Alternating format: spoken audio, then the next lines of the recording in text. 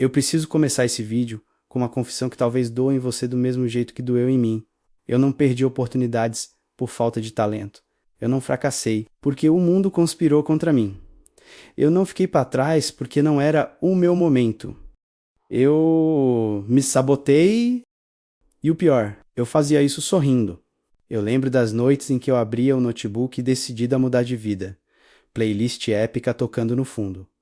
Café forte, promessas grandiosas. 15 minutos depois, eu tava rolando o feed, comparando minha vida com a de gente que eu nem conhecia, sentindo aquela mistura de inveja e autopiedade. Aquela sensação viscosa de que todo mundo tá avançando e eu tô estacionado num acostamento existencial. Eu me dizia, amanhã eu começo sério. E amanhã nunca vinha. A autossabotagem não chega gritando. Ela sussurra, ela não quebra sua perna. Ela convence você a sentar. Eu demorei anos para entender que o meu maior inimigo não era a falta de oportunidade. Era a minha habilidade absurda de criar justificativas elegantes para continuar pequeno. Eu me escondia atrás de frases bonitas. Ainda não estou pronto.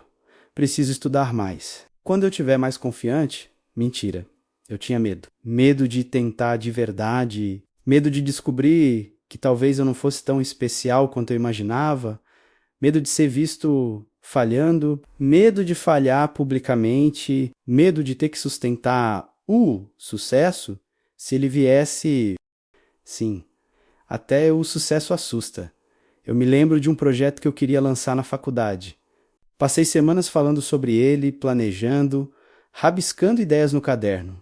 Mas quando chegou a hora de apertar, publicar, eu encontrei defeitos invisíveis. Ajustei mais uma vez. Esperei mais um pouco. Ainda não está perfeito. Perfeccionismo? Não. Covardia bem vestida.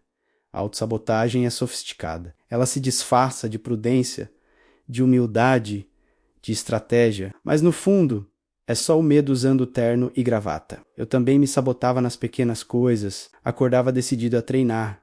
Tocava o despertador. Às 6h eu olhava para o teto e começava a negociar comigo mesmo. Só mais 10 minutos. 10 viravam 40. O treino virava culpa. A culpa virava desânimo. O desânimo virava pizza. Às 11 da noite é um ciclo pequeno, silencioso, devastador. E sabe o que mais me machuca quando eu olho para trás? Não foram os grandes erros, né? Foi a repetição dos micro-erros. Foi escolher o conforto imediato em vez da dor produtiva. Foi trocar disciplina por dopamina barata. Eu vivia cansado, mas não era cansaço físico. Era o peso de saber que eu estava me traindo todos os dias. Autossabotagem não é falta de capacidade, é conflito interno. É você querendo crescer e ao mesmo tempo querendo permanecer seguro. É querer palco, mas fugir da exposição. É querer resultado, mas odiar o processo, sim. Eu me sabotava em relacionamentos também. Quando alguém começava a se aproximar de verdade, eu criava distância. Inventava problemas. Interpretava silêncio como rejeição. Eu preferia destruir antes de ser destruído. Controle é sempre... Controle, a verdade é brutal. Eu preferia o fracasso previsível ao sucesso incerto. Porque o fracasso eu já conhecia, ele era confortável, familiar, quase íntimo, o sucesso. Exigia uma nova versão de mim e essa versão dava trabalho. Eu achava que precisava de mais motivação. Mais disciplina, mais cursos, mais livros. Mas o que eu precisava mesmo era encarar o espelho sem filtros. E no espelho eu via alguém talentoso, mas indisciplinado. Inteligente, mais acomodado. Dói admitir isso. Mas foi ali que tudo começou a mudar. Quando eu parei de culpar o algoritmo, o professor, a crise, a falta de tempo, o trânsito, a família, a ansiedade. Eu percebi que, em 80% dos casos, eu estava escolhendo não agir, escolhendo a distração, escolhendo a desculpa e escolha repetida, vira identidade. Eu estava me tornando o cara que sempre começa e nunca termina, o cara que promete e não entrega, o cara que fala bonito e age pouco. E isso me envergonhava em silêncio. A autossabotagem é traiçoeira porque ela mantém sua autoestima viva o suficiente para você continuar sonhando, mas baixa o suficiente para você nunca tentar com tudo. É um limbo, um quase, eu poderia, mas eu vivi no mas por tempo demais. E deixa eu te provocar agora. Quantas vezes você diz que quer mudar, mas organiza sua rotina para continuar igual? Quantas vezes você culpa a falta de tempo, mas passa horas consumindo a vida dos outros? Quantas vezes você promete que vai começar segunda-feira como se segunda fosse mágica? Eu fiz isso repetidamente, e cada vez que eu quebrava uma promessa comigo mesmo, eu perdia um pouco de respeito próprio. Não era dramático, era sutil. Uma rachadura por dia. Até que eu entendi uma coisa simples e brutal. Ninguém estava me segurando. Eu estava me segurando. Não era falta de oportunidade. Era falta de coragem sustentada. E enquanto eu não assumisse isso, nada mudaria. Eu começo a perceber o padrão quando fico cansado de mim mesmo. Não é cansaço físico. É aquele esgotamento moral, aquela sensação de que eu estou sempre a 2 centímetros da minha melhor versão e escolho dar um passo para trás. Eu me lembro de uma semana específica, prova importante na faculdade, projeto acumulado, prazo estourando. Eu sabia exatamente o que precisava fazer, tinha o cronograma, tinha o material, tinha tempo suficiente, mas eu escolhi limpar o quarto, escolhi reorganizar a mesa, escolhi responder mensagens irrelevantes. Produtividade falsa, movimento sem progresso. Eu dizia, eu funciono melhor sob pressão. Mentira confortável. Eu só tinha medo de descobrir que, mesmo dando o meu máximo, talvez eu não fosse extraordinário. Então, eu deixava para a última hora, porque se desse errado, eu poderia dizer, eu nem me esforcei tanto. Percebe o truque psicológico? Eu protegia meu ego sabotando meu desempenho. Eu fazia isso em entrevistas também. Chegava 5 minutos atrasado sem querer, não me preparava o suficiente, improvisava respostas. Se não fosse aprovado, eu tinha a desculpa perfeita. Nem era a vaga ideal. Mas no fundo eu sabia. Eu tinha medo de ser escolhido, porque ser escolhido significa responsabilidade, significa expectativa, significa ter que sustentar o nível. Eu me sabotava quando começava a ter resultados também. Teve uma época em que eu estava treinando firme corpo, respondendo energia alta, disciplina consistente, e de repente eu merecia uma pausa. Um dia virava 3, 3 viravam 2 semanas. A autossabotagem adora a palavra mereço. Eu mereço descansar. Eu mereço sair da dieta. Eu mereço não me esforçar hoje. Mas raramente eu dizia, eu mereço ser disciplinado. Eu mereço evoluir. Eu mereço cumprir o que prometi. Engraçado, né? Eu percebo que a autossabotagem se alimenta de comparação tóxica. Eu abro um Instagram depois de um dia improdutivo e vejo alguém da minha idade viajando, empreendendo, ganhando dinheiro, postando rotina perfeita. Eu sinto aquela pontada, aquela mistura de inveja e inferioridade. Em vez de usar isso como combustível, eu uso como anestesia. Ele teve mais oportunidades. Ela tem contatos. Eu não nasci com essa sorte. E pronto, eu me autorizo a continuar parado. Eu lembro das madrugadas em que eu ficava acordado até as 2 da manhã, vendo vídeos sobre produtividade. Ironia pura, consumindo conteúdo sobre fazer. Enquanto eu não fazia nada, eu me sentia evoluindo. Mas era só do pão e a barata. Informação sem execução. Eu acumulava cursos online que nunca terminava, comprava livros que nunca passava do capítulo 3.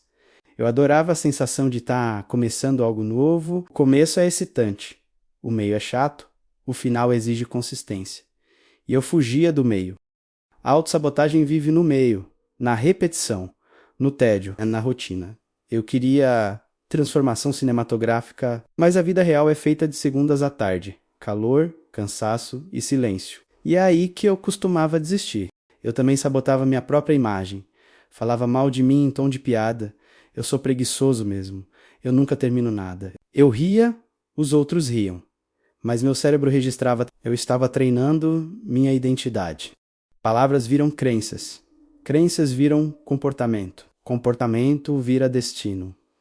Eu construía o destino que eu dizia odiar. Teve um momento específico que me marcou, eu perdi uma oportunidade de estágio que eu realmente queria. Quando recebi o e-mail de recusa, eu senti um aperto no peito, mas no fundo uma voz sussurrou.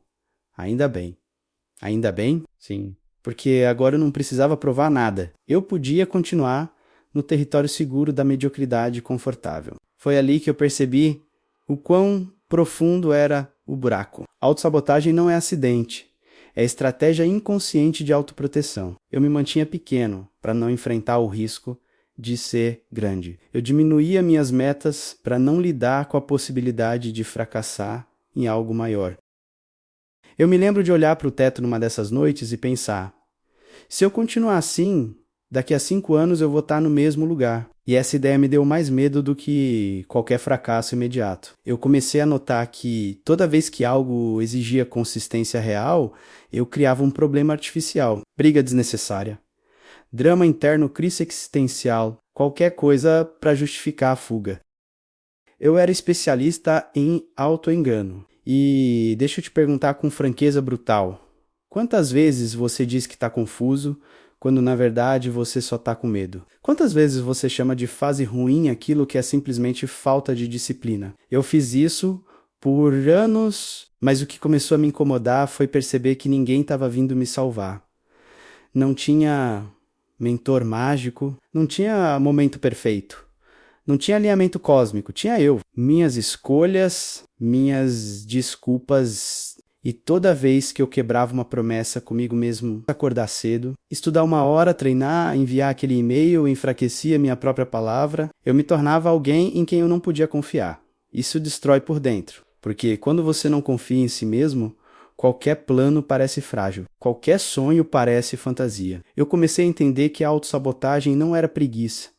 Era medo disfarçado de lógica. Era proteção exagerada. Era ego inflado e autoestima frágil andando de mãos dadas. E se eu não encarasse isso de frente, eu passaria a vida inteira culpando o mundo por uma prisão que eu mesmo construí. Eu chego num ponto em que não dá mais para fingir que não vejo. Não é dramático, não tem trilha sonora épica, é silencioso. Eu sentado na beira da cama, quarto escuro, celular virado para baixo, encarando o teto como se ele pudesse me responder alguma coisa. Mas ele não responde. Quem responde sou eu. E pela primeira vez eu paro de perguntar por que isso está acontecendo comigo. E começo a perguntar por que eu estou fazendo isso comigo.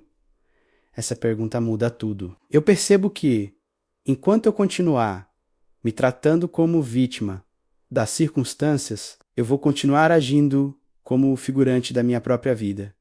Eu estava esperando motivação, como quem espera notificação, esperando validação como quem espera curtida. Eu entendo uma coisa brutal. Ninguém está vindo me disciplinar. Ninguém está vindo me acordar às 6 da manhã. Ninguém está vindo estudar por mim, treinar por mim, enfrentar rejeição por mim.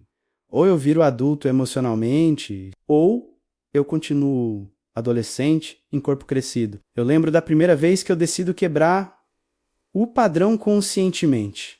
O despertador toca. Eu sinto o impulso automático de negociar só hoje. Mas dessa vez eu levanto antes da minha mente começar a argumentar. Eu levanto no automático.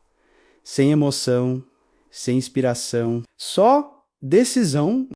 E é estranho, não é glorioso. Eu não me sinto um guerreiro espartano, eu me sinto comum, mas pela primeira vez eu cumpro o que prometi. E aquilo cria uma faísca minúscula de respeito, pequena, mas real. Eu começo a entender que a autossabotagem se combate com microvitórias consistentes. Não é sobre virar outra pessoa em uma semana. É sobre parar de trair a si mesmo nas pequenas coisas. Eu estabeleço regras simples. Se eu prometo estudar 1 hora, eu estudo 1 hora. Não importa se eu estou animado, não importa se está chovendo, não importa se eu não estou no clima, eu paro de negociar com minha parte fraca. E no começo é desconfortável demais. Minha mente cria argumentos sofisticados. Você já fez muito hoje, equilíbrio é importante. Não seja radical. Eu quase rio, porque agora eu reconheço a voz da autossabotagem. Ela ficou previsível. Eu também paro de falar mal de mim como piada. Toda vez que a frase "eu sou assim mesmo" aparece, eu interrompo. Não, eu não sou assim, eu tô agindo assim. E comportamento pode mudar. Essa distinção me liberta. Eu começo a tratar disciplina como autocuidado, não como punição. Quando eu treino, eu não estou me castigando, eu estou me fortalecendo. Quando eu estudo, eu não estou sofrendo, eu estou investindo. Eu troco a narrativa e tem um momento específico que eu nunca esqueço. Eu recebo outra oportunidade, parecida com aquela que eu perdi meses antes. A diferença, eu estou preparado. Eu não improviso, eu não chego atrasado, eu não diminuo minhas capacidades para parecer humilde. Eu entro inteiro. E independentemente do resultado, eu saio com uma sensação nova, orgulho, porque dessa vez eu não me sabotei. Eu entreguei minha melhor versão disponível. Isso muda a relação que eu tenho comigo mesmo. Eu começo a confiar em mim. E confiança própria não nasce de afirmação positiva. Nasce de evidência de promessa cumprida. Mas agora eu entendo que medo não é sinal para parar. É sinal de crescimento, né? Eu paro de buscar atalhos, paro de buscar motivação infinita, paro de esperar o dia perfeito. Eu ajo mesmo nos dias medíocres, principalmente neles. Porque a verdade é simples e dura. A pessoa que você quer se tornar existe atrás de decisões que você está evitando. E eu cansei de evitar. Eu cansei de dizer que queria mais e viver como quem aceita menos. Cansei de culpar algoritmo, governo, crise, família, fase da lua, signo, clima, trânsito, qualquer coisa externa. Eu assumo o volante. E deixa eu suavizar agora, porque talvez você esteja se reconhecendo em cada linha que eu falo. Talvez você esteja cansado também. Talvez você esteja se sentindo atrasado, perdido, confuso. Respira. Autossabotagem não significa que você é fraco, significa que você está tentando se proteger. Em algum momento da sua história, seu cérebro aprendeu que é mais seguro não tentar com tudo, que é menos doloroso desistir antes do mundo rejeitar você. Isso fez sentido um dia, mas talvez não faça mais. Você não precisa virar outra pessoa amanhã. Não precisa acordar às 5 horas da manhã, correr 10 quilômetros e abrir 3 empresas. Você precisa apenas parar de se abandonar. Começa pequeno, ridiculamente pequeno, se for preciso. Cumpre uma promessa simples hoje, depois outra amanhã e outra depois. Constrói evidência. Porque quando você começa a honrar sua própria palavra, algo muda por dentro. Sua postura muda, seu olhar muda, sua energia muda. Você começa a andar com a segurança silenciosa de quem sabe que pode confiar em si. E isso é poderoso. Eu não sou melhor do que você. Eu não sou especial. Eu só parei de me sabotar todos os dias. Eu ainda erro, ainda falho, ainda procrastino às vezes. Mas agora eu percebo rápido. Não transformo deslize em identidade. Eu escolho, repetidamente, a versão que exige mais de mim. E eu te digo com calma, quase como se estivesse sentado do seu lado agora. Você não está atrasado, né? Você está em construção. Mas construção exige ação, exige decisão, exige desconforto. E apesar de tudo, você é capaz de muito mais do que vem demonstrando. Não porque eu quero motivar você com frases bonitas, mas porque eu já estive exatamente nesse lugar de dúvida, comparação e autossabotagem. E eu sei que o que faltava não era talento, era coragem sustentada. Então levanta amanhã e cumpre uma promessa. Só uma. Depois repete. E repete de novo. Uma hora, quase sem perceber, você olha para trás e percebe que aquela versão que vivia se sabotando ficou distante. Não porque o medo desapareceu, mas porque você decidiu agir apesar dele. E essa decisão, repetida em silêncio, constrói uma vida que faz sentido. Uma vida em que você não precisa se esconder de si mesmo. Uma vida em que você deita a cabeça no travesseiro e sente paz. Não porque tudo está perfeito, mas porque você sabe que está fazendo sua parte. E quando você faz sua parte, com constância, com honestidade brutal, com responsabilidade adulta, o resto começa a se alinhar. Não por mágica, mas por mérito. E eu acredito de verdade que você consegue chegar lá. Se você gostou do meu conteúdo, curta, comente e compartilhe com alguém que você também pode ajudar. Até o próximo vídeo.